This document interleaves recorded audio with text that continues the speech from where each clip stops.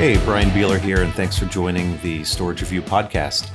This week we've got a fun guest, Patrick Kennedy from STH. Patrick and I have known each other for, probably close to a decade at this point, hitting the same trade shows over and over again and listening to the same pitches and dealing with all of that from a coverage standpoint and reviews and all that sort of thing. So wanted to have Patrick on. He's got an interesting take on the server market. That's where they spend a lot of their time. But we cover off on at least 10 minutes of talking about smoking meat. So if you're not into that, just sort of skip forward a little bit. But we do eventually get into tech, talk Intel, talk SMR, a little bit of storage, a little bit of event forecasting, all sorts of good stuff. So join me in welcoming Patrick. I think you guys are really going to like this. Joining us on the podcast today, my good friend, Patrick Kennedy from Serve the Home. Patrick, how are you? Awesome. How you doing, Brian? I'm well. I appreciate you sending me a picture of yourself so I could see you again. That was very nice. It's been, I don't know, did we run into each other at all this year yet? It's all sort of blurring together. I don't know if we did something in January or February before this whole thing shut down. I think maybe the last time I saw you was actually in Austin in November. That really cold, awesome barbecue adventure that we had. Gosh, that was brutal. Yeah, that was it. And I think then I said we should do a podcast, and you're like, sure. And now it's July 1st when we record this. What took you 8 months? Well, this is the first invitation I got, so So it's my fault? I didn't say it, you did, but okay. It's funny. I don't know if you ever get this, but you and I know hundreds of the same people, I'm sure. And I think sometimes people that don't know that we know each other think that we are arch enemies, but every time we end up at trade shows together, whether it was that Dell thing or maybe VMworld before that or whatever, we end up hanging out and chit-chatting more than probably working in some cases. It's do you ever get that where people think, Patrick, he does servers, StorageReview, they do servers, they must be enemies? Yeah, I mean, we get that. I get that, I guess, with StorageReview. Another really interesting one is Dr. Ian Cuttress at AnonTech. People think that I don't know him, and like he's been to my house and stuff like that. So it's very interesting. Like, we go and see each other at all these events. I know that the two of us have shared quite a few adventures and quite a few beers, sometimes at the same time over the years. So it's really interesting. It is a small community, I think, that gets to travel around, that does a lot of the coverage. I think everybody gets their own take, but at the same time, we're at events in a normal year, probably at somewhere 20 to 40 events with each other, right? Oh yeah, easy. Yeah, I remember, wasn't it Ian, we were at an Intel thing where you were buying him Nutter Butter donuts for some reason? Krispy Kreme donuts. Yeah, I just thought, he was flying in. So for those that don't know, Ian actually lives in London, so he's flying out to Santa Clara for an event. I think that was maybe the Optane memory event. It was probably the very first one, not the real one where they actually released it. I think that was the first press conversation, though, was it? I didn't say it wasn't real. I'm just saying I think it was the first exposure. And, London, Ian was coming in from London, so I said, hey, I'm going to go get him something that is really American and bad for you. And so I just, I live close to Intel's headquarters in Santa Clara, so I knew that there's a Starbucks right around the corner. Ran over to Starbucks, got my coffee, and then I was like, hey, wait a sec, I can make this an even better day for someone. And I went and got Krispy Kreme donuts because they had a couple fun ones that were absolutely terrible, and I thought it would be fun to get them for him. So, and his take, what was his take on that? I think he was less impressed with me than I was of myself. I think that's pretty typical, though, for people that spend much time with you, don't you think? Yeah, so I've learned that I now need to just set really low expectations so that way I don't disappoint folks and hopefully exceed. I wonder, so it's probably not great podcast material, but we should maybe come up with a list sometime of of friends, and we might have some mutual enemies. I haven't really thought about that much, but we probably do, don't you think? We have enemies? I think so. If we have friends, we must have enemies. It's like that desk toy where the balls hit back and forth. The energy from one sends it out flying the other. I would maybe say that we have some commenters with very interesting viewpoints, but I don't necessarily know enemies. All right. I'll work on the enemies, you work on building up the friends. So with these tumultuous times with no travel, I understand that you're probably filling your time with deep analytical reviews of servers, but I'm more interested in your barbecue extravaganza. I've seen your photos on Twitter. I did a pork shoulder this weekend. I think that's sort of the laziest, easy way out when you look at smoking. But what's been your latest smoking adventure? Yikes. So I just got my second grill or my second smoker in 45 days. So it's escalating quickly, I would say. So you just started smoking this summer? Yes. Huh. What got you started? I'm curious how you got into it. Yeah. So it turns out that I love barbecue. And so, we've Wait, actually had, when did you discover that? that was probably when I was a lot younger, but I say I love barbecue number one, and I normally don't get to cook, right? Because we're always traveling. I mean, I'm on a plane on a normal year about once every 5 days, and even before I did STH, I did consulting, where it's basically the same gig.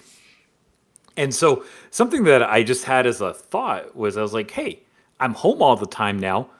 What if I decided to learn how to make my own barbecue? And part of that is also that my favorite local barbecue place, we really can't get to because it's closed down. So anyway, not closed down, but it has Yeah, takeout. yeah. I support them whenever I can, but there are limits. And so I said, okay, well, I wonder if I could make my own barbecue. And again, remember, I don't cook at all. And so but I got into it and I said, let me go start smoking my own meats and maybe I can make my own barbecue. And so I went out and I went to Lowe's. I got my first smoker. It was a vertical smoker, it's like $400. Pit Hmm. Boss Pro 4 Series, I think, if you want to look it up. And anyway, so I bought my first smoker. I started buying some meat, threw it in there. I've been reading recipes online, watching videos. I've probably invested a insane amount of time learning this new skill, but I've been learning everything from the basics to I've been watching how to do competition cooks. Oh, for crying out And loud. yeah, I've kind of gone that way. And so, I've been doing a lot of briskets. I've done pulled pork, so pork shoulder. My next one I think I'm going to try doing is the Hawaiian Kalua pork. So went and found frozen banana leaves. You can't get tea leaves apparently, but you can get the banana leaves. And I think I'm going to try doing that soon. And so, I've been doing tri-tip, which is a more of a California West Coast cut of beef, but it's very good. Oh, I always do tri-tip on the grill. I think that's one of the most underappreciated cuts out there. I think it is too, and you should definitely try my tri-tip one day. Next time you're in Santa Clara, maybe I'll make you one. That would be delicious. Yeah, I started as most people do with the pork shoulder. I mean, it's dead simple, and I know a lot of purists will get mad, but I went with an electric smoker. I just don't have the patience to manage the heat, and I just kind of want to. I throw it in usually at night, go to bed, wake up, and it's getting close to ready, and so I don't. I like the simplicity. Did you do electric on the second one, or what'd you do with your new smoker? Yeah, so they're both actually pellet smokers, Oh, you did pellet. Okay. which I think are awesome because you actually get the wood flavor.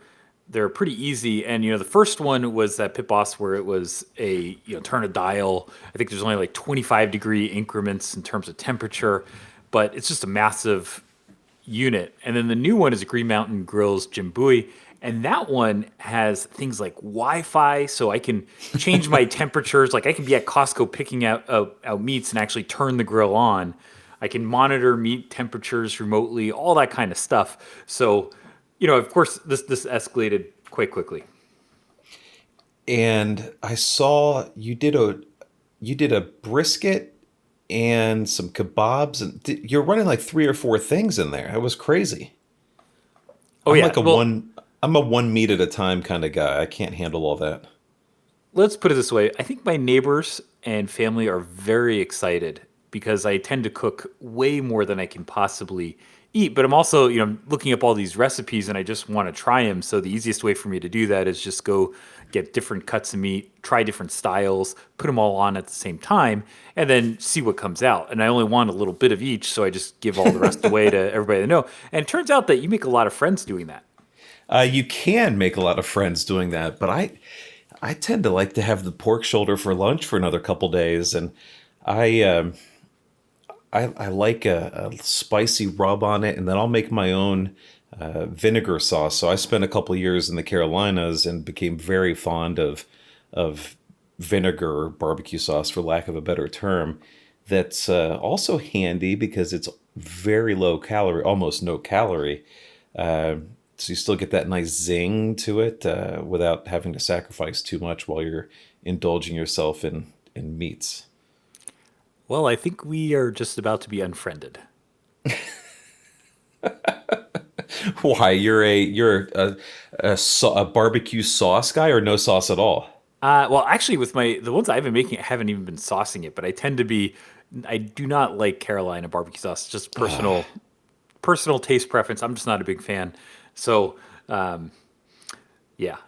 I'll I'll get you like a jar of stubs or something just to hold you over. That's fine. So when you do the tri-tip isn't real fatty compared to like a brisket with that nice fat cap on top.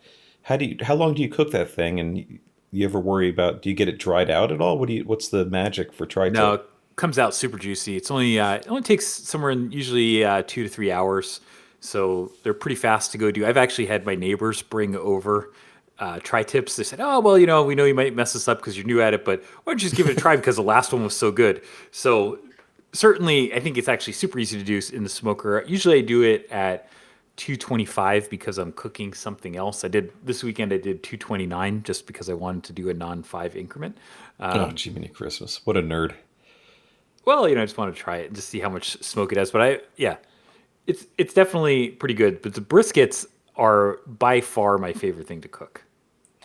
Yeah, I'm just not a big brisket guy. I don't know I will what make you it. brisket, and you're gonna be amazed. I did a USDA Prime 14-pound brisket this weekend, and my next two are actually Imperial American Wagyu Reserve briskets. Oh, And look how so fancy you are. I told you this has escalated very quickly. So your brisket budget is in the planning for the rest of 2020. That's good. Yep, totally. So I'm sure this is really great podcast material for people Yeah, that tune great. in for technical content. Yeah, I think we were Oh just my talking about gosh. barbecue now. This is awesome. I know. Now I'm hungry. It's one out here in Ohio, and I am ready for barbecue. I'm actually just thinking about where I can go snag a sandwich without too much effort. We still have relative freedom in Ohio. I know you are locked down a little tighter, but how are things going over at STH? You guys, getting access to product and good stuff, or what's your workflow looking like? Yeah, workflow is certainly a little bit different with COVID. I think there's part of it is our internal processes are a little different. Like, for example, we can't necessarily get to the normal filming studio and product photo studio that we have. So that's been a little bit of a challenge. But, I recognized that just before we went into lockdown in March. And so I managed to go grab all the stuff out of there. And we've been able to kind of make do, I think, with that. I think one of the bigger challenges, you're right, is working with companies, just getting products to review. Folks tend to be now on both vacation and they tend to be not in the office. So even getting simple things like products shipped for Yeah. review is a lot harder. The data center still works great. So we do our reviews actually in a couple different data centers in the valley, and so those are all operating normally, but it's still just a logistical challenge compared to what we normally have. And so, I think it's working out okay though. So you grabbed your equipment so you could keep doing your photos and videos, and I guess you doing that at home now, or do you have Yes. an undisclosed location? No, 100%. So I literally took all of the furniture out of one of the rooms in our house. Oh, your wife must be And so happy with you. No comment on that one. You got real quiet there for a second. Okay, so Yeah. you emptied a room in your house and filled it with a bunch of nerd gear. Yeah. So, well, I mean, we have not, it's not really, we don't actually have that many products. It's only one or two products there that we're taking photos of or whatever at a time. But it's really just having all of the big lights and cameras. And, I shoot on a certain camera. We have a different camera that we use for B-roll for the main camera when I do video. And I'm just very particular about our photography. So it's been a challenge, especially one of the actually really interesting things about that is we can't do product photos during the day because there are some higher up windows that reflect some weird Oh light. yeah. And in California, right, we have a house, but it's a lot, I would say, closer together than you would see in most Ohio developments, just because land in Mountain View is pretty expensive, so Is people that tend to go right? for. I've heard that it's not inexpensive to live in that area. Yeah, and so we tend to have houses that are closer together, and so the house next to us actually emits a very orange light when during the entire afternoon and for most of the day. So we have to wait until it's completely dark, and because it's summer, it's not dark until very late in the evening. And so we can only do photos and videos usually pretty late in the evening, has totally changed my sleep schedule and stuff like that as well. What about your drinking schedule? You can't throw back a couple and then do your hard hitting videos, can you? Yeah, so I would imagine I am a super lightweight at this point because, What about the blue door? Did you bring that from the office too, home? oh yeah, Nice. That's yeah. nice.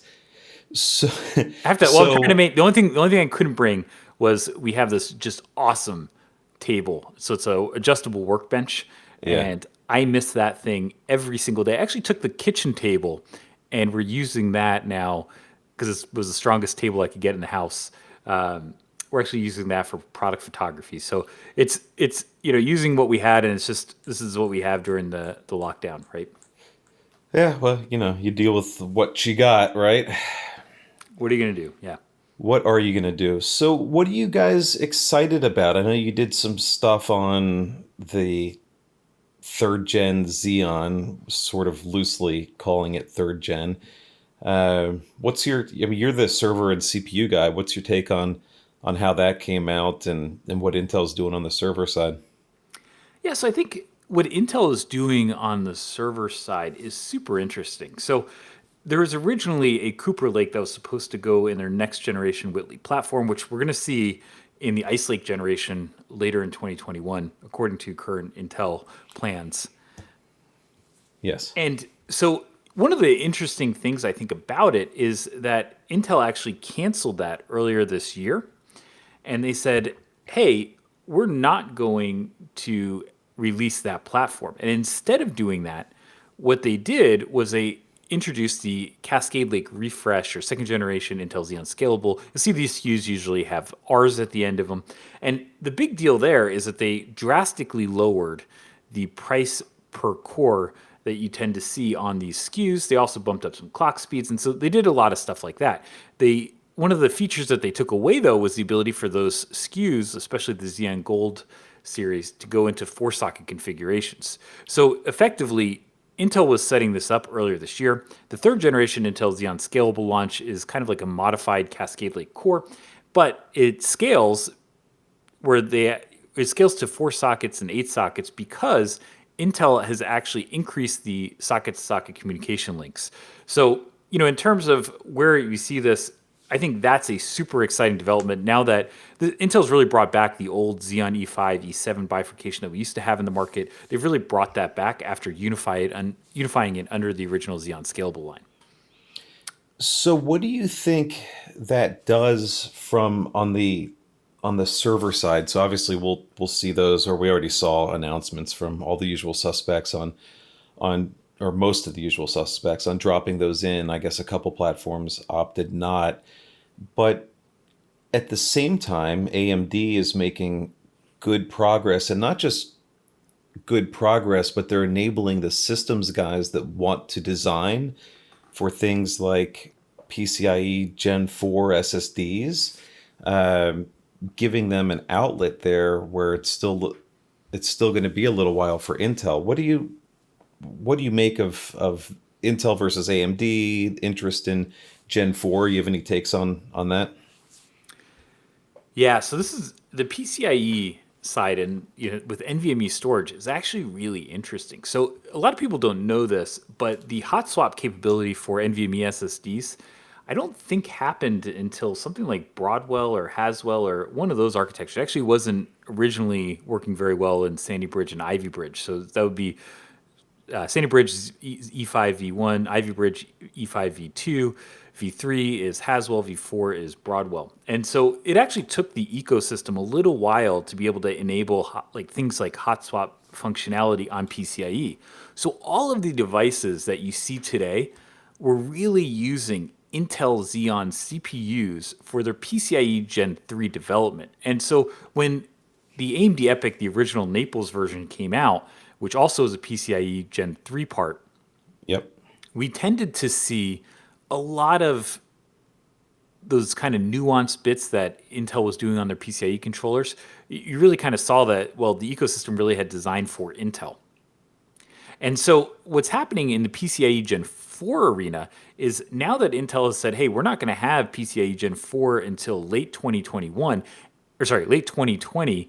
And in 2021, we're going to have Sapphire Rapids, which would be their next generation PCIe Gen 5 architecture. What the industry is really saying now is, well, if we want to have a PCIe Gen 4 ecosystem, we need to start it on AMD. So whereas the PCIe Gen 3 ecosystem was really built on Intel, we're seeing that the PCIe Gen 4 ecosystem of peripherals tends to be built on AMD because they get a much longer life where they can actually get these components out at PCIe Gen 4 speeds. So that is a huge market change that I think that doesn't get a lot of airtime, but it is a big impact to the ecosystem.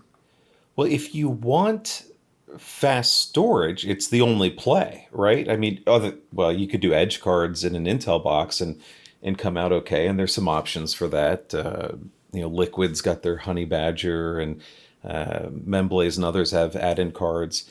But the add-in card form factor has really fallen off, in terms of what the mainstream guys are doing. I don't think it's as much of a focus there. But Kioxia, as you know, dropped a couple new Gen 4 drives. We've got some from Hynix. They're coming. Samsung's announced them. But the platform support, so even though it's theoretically capable by AMD servers, most AMD server platforms did not redo the backplanes for the front drives. So even though the support's there, not many servers have actually enabled it. Lenovo is one that we have. It's one of the few. I don't know. You see more servers than I do. What do you see in there from backplane support? Yeah, so it's not just actually the backplanes. So there's backplanes, which is one part of it, but then actually getting the PCIe Gen 4 signaling from the CPU or from server motherboard to the backplane, you need a lot better of a solution in terms of maintaining a lower signal. You need a lot better, sorry, signal quality. So what you actually see is that PCIe Gen 4 trace lengths on PCB tend to be much shorter unless you get larger, or sorry, more, I guess, more robust PCB, right? And so you have to use higher quality PCB. And so the other side to it is going up to backplanes. You also need a lot of times better cabling to be able to support that signaling. And so what's happened is a lot of the server vendors have said, hey, I understand that the AMD EPYC platform supports PCIe Gen 4, but do they really support PCIe, or is there support for peripherals that use PCIe Gen 4 such that I want to go spend the money enabling that on my system, right? So if I'm a system vendor and I can get PCIe Gen 4 for SSDs, but there are no PCIe Gen 4 SSDs, why would I ever make a system that supports it? Because it costs me more. And so that's a lot of the optimization that's going on right now.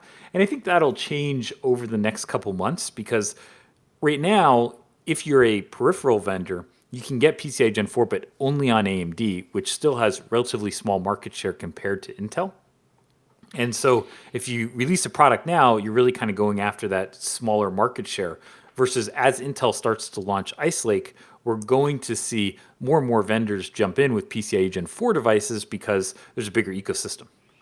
Well, yeah, that'll be the de facto standard. I feel it is a bit of a missed opportunity for AMD because they had, as you said, what, almost a year really of lead time on that, and the server vendors didn't jump on that. And like you said, part of it was the drives are just now getting out, and there are other products that can use PCIe Gen 4. Of course, our focus is mostly the hard drive or the SSDs and storage products. But yeah, it just feels like a little bit of a missed opportunity. But as I'm sure you have plenty of these conversations, a lot of the server guys are kind of stuck in the middle about how much do they really go invest in AMD platforms when at the end of the day, Intel's still the bread and butter. Yeah, and that's actually why the cancellation of the Whitley Cooper Lake was important because what you're seeing is that these server vendors, if you think about it, if I have a second generation Intel Xeon scalable server out in the market today, there's a good chance that that server was released with Skylake, which was July 2017. So, we're basically almost at the 3 year mark. And those OEMs are still selling those same servers pretty much until at least Ice Lake launches. And, those platforms will last beyond a new launch. But they're still their current generation is what they designed 3 years ago, which means that you can only get so much differentiation. So you've really seen as Intel has changed their roadmap, I think the intensity of focus on the AMD solutions has definitely gone up just by virtue of a lot of these companies have designers that just didn't have any activity because these platforms got delayed. Yeah, it's really, well, it's interesting. I think it's fun, and at the same time, it's also a little, not sad, but it's cool to see the refreshes happening more often and more new stuff and more new design, and it'll be pretty slick to see what comes out with Ice Lake from the mainstream guys and what's new there. So, for all the servers that you guys are looking at lately, what does anything stand out to you? I know you've looked at some high density stuff in terms of storage and node density, and messing around with little stuff for home lab and that sort of thing. But what's standing out to you lately in the team at STH? Man, probably my favorite server that we've reviewed recently. Oh, this is tough. I would actually say we reviewed just before the NVIDIA A100 launch. We reviewed a SXM3 based NVIDIA V100 system with all the NV switch and all that kind of stuff. So it had 8 GPUs, but it also had the really high speed fabric between the GPUs for AI training. And I think that system was really cool. We got to see some of the building blocks like the HGX2 baseboard that NVIDIA is using more now. And it's actually a big shift in the accelerator market that moved to those higher, I would say, higher feature set GPUs on NVIDIA PCB. And it changes the balance of power between the channel and the OEMs. So it's a very impactful change. And we got to see that just before that change went more widespread in the A100 generation. So I would say that that would probably be my favorite, but it is a very close race. I thought, yeah, it kind of surprises me because as cool as those boxes are, they're still pretty. I don't know if niche is the right word. Most orgs, the big ones anyway, are doing AI and all sorts of other next gen workloads. But yeah, I thought you were going to give me some big density story. I'm a little let down by your decision, honestly. Well, that's a high density GPU acceleration system. Why is That's that true. not high density? That's true. I suppose so. I But suppose. let me give you the contrast to that. We Yes. actually Are you going to tell me your reviewed, worst server? no. But I'll tell you just a smaller spectrum side. So we reviewed a QNAP Yes. box that I would call the Switch NAS server. Switch Nest server. Yes, I saw that. And it was really, we actually just started internally calling it the Switch NAS server because I couldn't remember the model name. I think it's like QGD 1600 Yeah. ish. Well, yeah, And QNAP's product names are difficult, right up there with Supermicro's like QX4-999392- plus whatever. yeah, and so this little box, there are definitely room for improvement. Let's say it's not a perfect box by any means, but just the concept of being able to put a NAS, a server, and a switch all in a single one U platform, I really like the concept of it. The execution of it, I think, is good for its intended purpose. It's a sub $700 box, so in some ways, I kind of think of it, it costs about as much as a memory module. But the direction, especially for the SMB sector. So if you think of the HGP box as a very high end unit, uh, this would be a much lower end, more accessible unit to folks. And I just really like the innovation there. Well, QNAP's doing a lot of that, of course. So is Synology and others, but QNAP and Synology have been for the past probably like 2 or 3 years really trying hard to nibble at that entry enterprise space, and they keep adding products. Synology's added a backup utility. QNAP's done the same thing where they're really going after VM backup and really wanting to be the target for everything at a, now we call it edge, but used to be robo or SMB, real SMB, where it can be your unstructured file shares for, for your teams. It can be a target for your surveillance system. It can run certain applications. And actually, Kevin was messing around with some container work on a Synology, and there's a tremendous amount of flexibility there. I do wonder sometimes, though, if both of those guys could trim about 3/4 of their models, and nobody would really know the difference. Yeah, I think that market just because they go for a higher volume, right? I think they have to get a little bit more nuanced in terms of how they delineate their products in terms of features. I do wish actually that they had a little bit higher end CPUs in there. I think that's Yeah. something that is an opportunity. But I actually went to the Synology show in New York City last year, and something that you notice just sitting there with those ecosystems and just talking to the people that are attending the shows, they tend to be either partners or customers of Synology.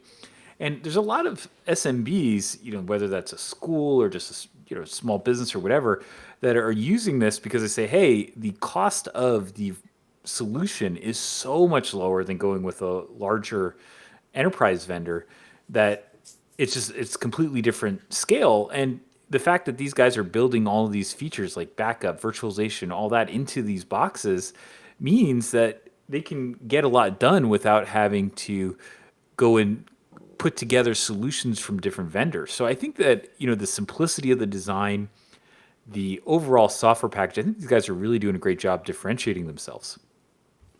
Yeah, well, I mean, we've seen. I think it's a real issue though for the larger IT vendors to have solutions that can be priced effectively for those markets. And now with this push into edge being the new robo, a lot of guys are trying to do that. We're seeing some of the HCI groups like Scale Computing, who was already pitched as an inexpensive solution. They've got that one based on Intel NUCs that they sell for, I don't know, something like 5 grand. Data On's doing a little two-node converged solution with a zero stack HCI. We're seeing other options come to market there, but I think you also highlight, the point that in that price band, when you're looking at a couple grand up to, I don't know, 25 grand or whatever, there are so many choices that if you're an SMB, if you're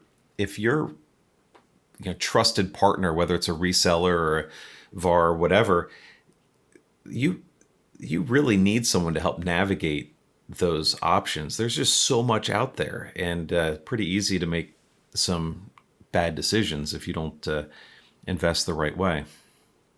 Yeah, and the other side to it, as a interesting observation from sitting there was these integration of the software and all of the functions that a business needs. So you talked about the surveillance, file sharing, backups, all that. I actually think that that is a big selling point. So when you look at bringing something like a VMware down to a SMB edge type deployment, that's really where there's a struggle, right? Because sure, you can have your virtualization solution, you can go put a backup solution on top of that, but what runs your cameras, right? Oh, you need to go see another vendor, right? So it's that I think bundling of a solution that those guys are doing a really good job at identifying a target market for and going after it. And I think a lot of the enterprise vendors, if they want to play in that space, are going to need to figure out a story around that and potentially go find a software solution, right? Well, yeah, I just don't know. I don't know if they do. Honestly, I don't get the sense that Dell, for instance, wants to go bundle a $15,000 or $20,000 vSAN cluster or a rail cluster. It's the effort required there from a support and deployment standpoint probably make the metrics a little askew on that. So there is some room, though, for sure, for vendors to go figure something out. I think it just has to get easy, and that's not something historically the large vendors have been good at, to make it easy to go grab a resilient system with enough performance that can handle all the different workloads and just drop it off and go. So that's still a big challenge.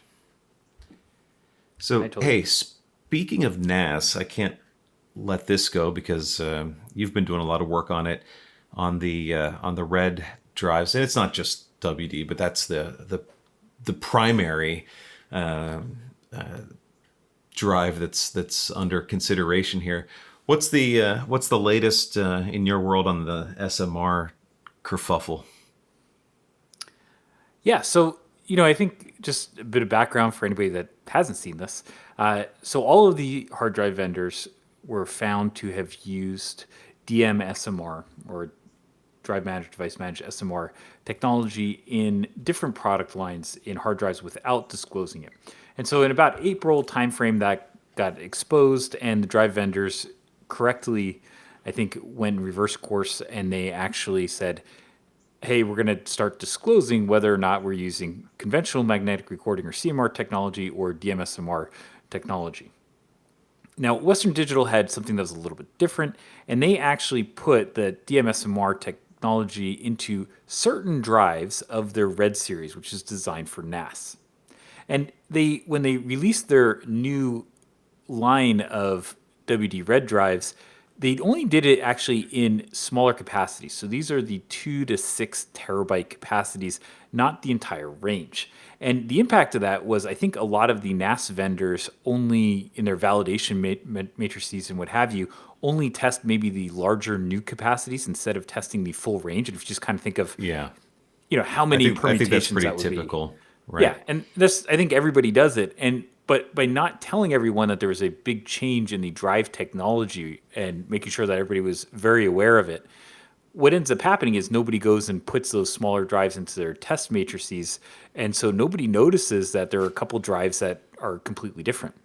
And so what we did was we tested a case where we used a ZFS NAS, and we actually tried using a WD Red drive just to rebuild a existing CMR technology NAS. So idea here is you have a NAS that's full of drives. You go out, you have a drive fail, and you say, okay, well, I need to go get a drive. You go on Newegg, Amazon, you go out to Best Buy, wherever, go buy a WD Red drive, put it in. What happens? And what we found was that the performance of that rebuild was so bad that it was something like 9.5 days to do our rebuild, whereas the CMR drives, including the old WD Red drives, we're doing this, I think, at 4 terabyte capacity. The performance generally had been somewhere in the range of, say, maybe 13 to 17 or 18 hours, somewhere in that general range. Mm-hmm. And so, if you compare the idea of your RAID rebuild taking maybe a little over half a day to taking 9.5 days, that's a ginormous difference. Well, it's not just a time difference. It's a data at risk difference, right?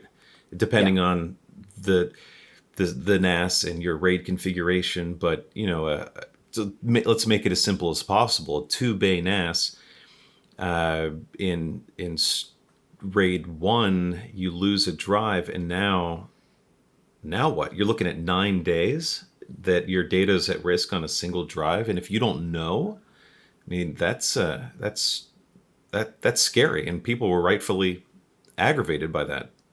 Yeah, so we tested a 4 drive RAID Z, so RAID Z1. So it's basically, think of it for folks that don't know ZFS, it would be something like a RAID 5 array where you have a single disk parity or single parity disk.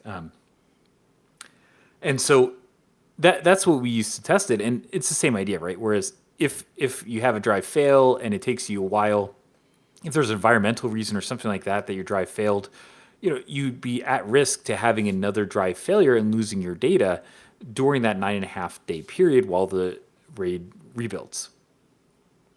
And Yeah, not good. So WD restructured their red line, but SMR, even if it's on the label, it's still, well, I think it's problematic because not everyone even understands that technology implication, and expecting consumers to know that, which are more likely to be buying these small drives anyway. I don't know. It's still not great, do you think? yeah, so I completely agree with you. I think that there are folks, like, for example, I use the example of my dentist, right? I'd rather my dentist go read the latest journals in terms of technique rather than figuring out what SMR is, right? And so I think that that's a really good case where the first step is certainly doing that disclosure. The next question is, who has the responsibility to protect these users? Is it WD making sure that they market drives for an appropriate use case? Or is it the users themselves that should be doing that research, and we put the onus squarely on the users? And maybe the third one is, do we have to go look at the NAS vendors and say, hey, you should only support certain types of drives? Now, WD, to its credit, actually just last week, and I think this is going to go live and it'll still be last week, but they actually went out and said, hey, we're going to bifurcate the WD Red line into Red and Red Plus.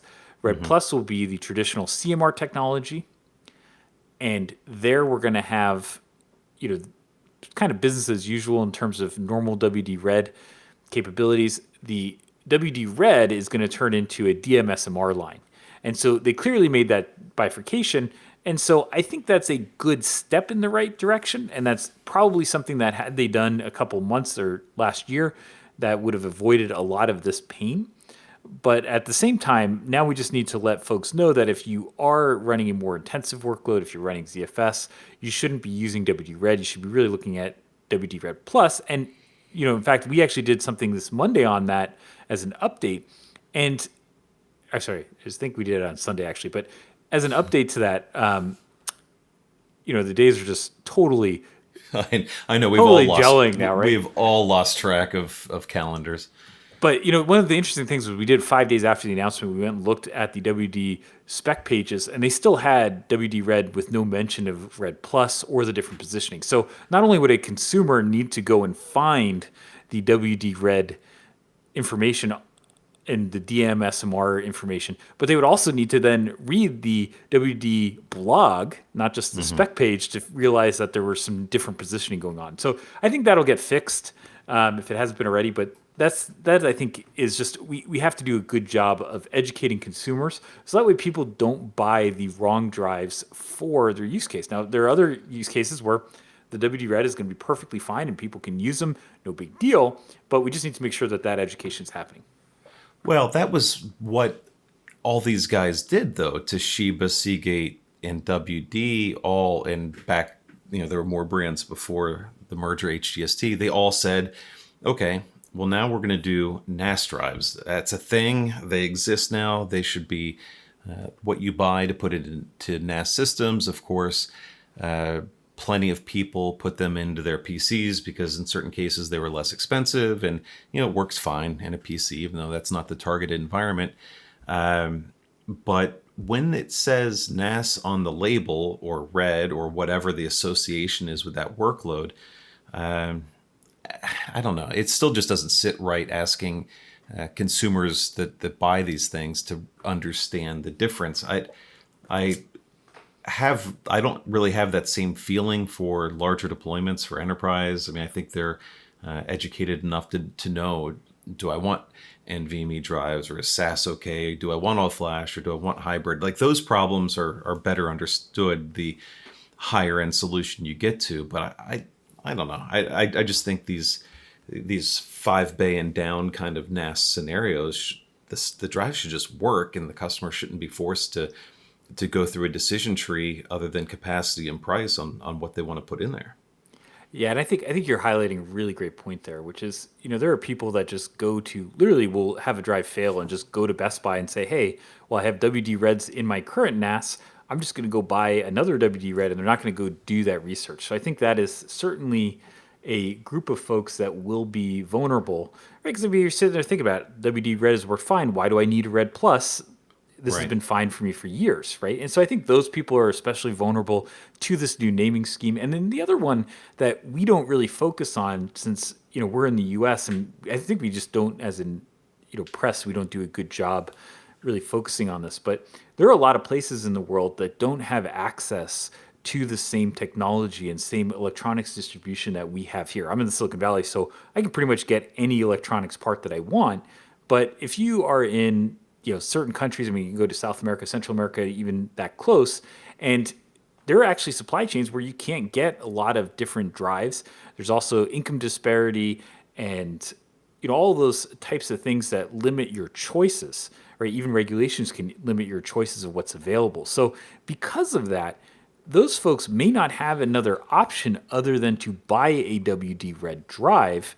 And so it may not even just be an education gap. It may also be that this is the only option they have in their country or available to them to be able to buy. Yeah, that's another interesting angle, and yeah, that's difficult. I think, to your point about people auto buying what they have already, in the old days with RAID, we were always beaten over the head of that part number better sure as heck match whatever you have in there, or there's a good chance your RAID will fail, your rebuild won't work, or whatever. So, like, that messaging of decades of RAID management. Now in a NAS, it's less true, but generally speaking, you like to match capacities and spindle speed if you can. But yeah, having one drive that's fundamentally different than the others in a group is, it's no bueno. Well, Let's. you know that, but not everybody does. I know. So yeah, that's a good point. We'll see what the vendors do. It wouldn't be so hard for Synology and QNAP at least to identify the drive as different, would it? Yeah, but if they did that, then it would be after the purchase, right? So if I purchase a drive and I put it in my system and it identifies it as something Yeah. different, that would be that's not the ideal, right? Ideally, you'd want that information to be before the point of sale so people Oh, don't sure. get into that, right? But better to know and be able to respond with return, or just saying, you know what, for this workload it's fine and I'll deal with it. But yeah, we'll have to see what the NAS guys do. I'd like to think they'll do something to at least provide some more information and awareness to people that have these systems. Yeah, I mean, I think they're doing a great job of starting that process, but I think there's still work to go. All right, so let's end on an up note. When are we traveling again? When are we gonna run into each other at a trade show or an event or a covert dinner somewhere? Or jungle gyms in Or Cincinnati. jungle gyms? Yeah, I know you've been talking about that. Now we've had to pause that by several months. Jungle gyms, for those that are unaware, is we've got two of them actually in Cincinnati. It's a giant international grocery store where, maybe if you're barbecuing even, you need a specific spice or herb or something, they will have it for sure, regardless of where it lives. So you talk about in Silicon Valley being able to find any computer part, I can find you any culinary part that you could require at these stores. And they've got a tremendous beer selection, cheeses, salsa, anything you could want. It's fantastic. Well, I can't wait to make an adventure trip one day to Jungle Gyms. We will do that. I have heard as recently as maybe about 3 or 4 weeks ago, rumblings of a formal get together in October. I don't know if it'll happen. Have you heard anything at all? I'm sure the people in your area are maybe a little more apprehensive about travel than we are in the Midwest. I am guessing that it's going to be sometime in 2021 that we're going to travel again. Yeah, I think you're right. So lots of time to continue perfecting my barbecue arts. Will you be able to? So when I come to California, you'll bring me something. If we meet in Las Vegas, I fully expect you to figure out a way to package and deliver that while still keeping it warm. The TSA is going to love me, I think is the answer on that one. Sir, you're going to need to remove the lid on that Pyrex container, and then that smoky goodness just wafts all through the security line. Probably have to bring 2 briskets, one that'll have to get confiscated at TSA and one hopefully for you. So, oh man, that would be fantastic. All right, I'm looking forward to it, buddy. Good conversation today. I think this was fun. I think sometimes our listeners like to hear some of the what goes into the sausage making, even though we talked about meat for the first 15 minutes. But yeah, I enjoyed it. Thanks for jumping on, and let's not leave it to be 8 months between these things. Definitely. Thanks for having me, and have an awesome day, man. All right. Thanks again to Patrick for joining us today. Great conversation. I'll make sure we get Patrick on a more regular basis. We get a lot of feedback from you guys that you like these sorts of communications, these sorts of podcasts where we're just sort of talking shop and showing how things work. So we'll do that again soon. If you've got a suggestion, hit us up at info@storagereview.com. Find us on LinkedIn, on Instagram. We're everywhere. I'm not going to say TikTok, but you might be surprised if you poke around on some of those social media sites and see what we've got going on. So thanks for tuning in. We'll be back next week.